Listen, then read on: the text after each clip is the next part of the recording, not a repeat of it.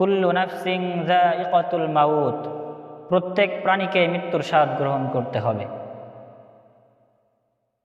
আমাদের প্রত্যেককে এই দুনিয়া থেকে চলে যেতে হবে।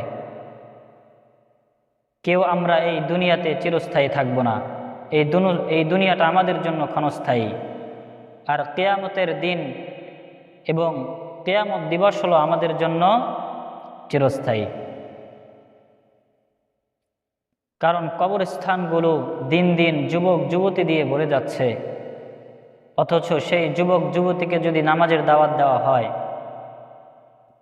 তাদেরকে যদি কোরআনের দাওয়াত দেওয়া হয়, তারা চিন্তা করে যে বৃদ্ধ বয়সে গিয়ে পড়ব। তাদের কাছে প্রশ্ন, তারা কি বৃদ্ধ বয়স পর্যন্ত যেতে পারবে? কারণ তাদের মতো হাজারো যুবক যুবতী অন্ধকার কবরের মধ্যে শায়িত আছে।